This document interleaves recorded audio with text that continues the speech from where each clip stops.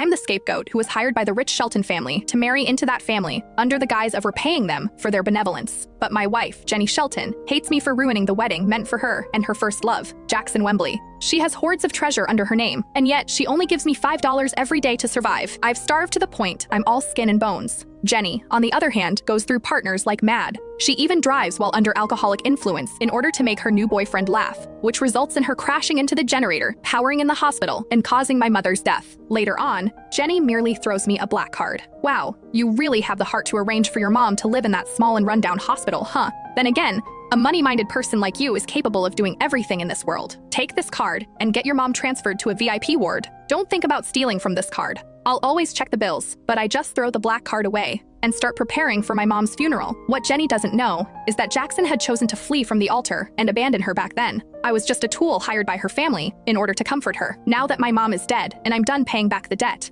it is time for me to leave. The funeral service has already started, Jenny. Where are you? Rowena Smith took my phone and called my wife, Jenny Shelton, during my mother's funeral, but the person who answered the call was a man. Jenny was up late last night, Mrs. Shelton. She is still asleep. I'll let her know when she wakes up. How could she not attend her own mother-in-law's funeral? Rowena snapped, her hands planted on her hips. She then ended the call in a fit of anger. I'm sorry, Caleb. I spoiled her too much. Jenny hated my guts. I had never expected her to come, so there was nothing for me to feel upset about. I pulled out the agreement I had signed back then, the one that made me a scapegoat, and handed it to Rowena. I calmly said, "The 7-year term is up, Mrs. Shelton. My marriage certificate with Jenny is fake as well. I'm going to," anticipating my words. She wiped her tears and cut me off. "I thought your mother would finally recover when Jenny found a matching heart for her. I didn't expect that even then. She still couldn't make it. Caleb, Jenny might have been at fault, but the forensic report confirmed the cause of your mother's death. It wasn't a medical accident caused by a power outage, but suicide," Rowena continued. "For the sake of how hard Jenny worked to find a donor match for your mother,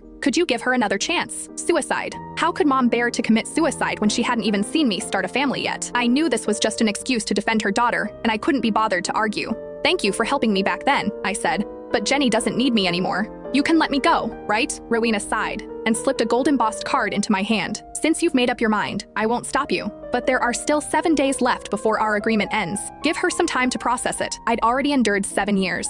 7 more days wouldn't make any difference." I pushed the card back. "You've already given me more than enough. I can't take this money." Rowena stuffed the card into my pocket and patted my hand. In a sincere tone, she said, "Jenny and I would have fallen out a long time ago if you hadn't taken the fall for me back then. This $1 billion is just a small token of my gratitude. Caleb, I'm begging you. Please keep the secret for me." It turned out this was hush money. I knew Rowena wouldn't feel at ease if I refused it. I could only accept it with a bitter smile. Back then, Jenny had ignored her family's objections and threatened suicide just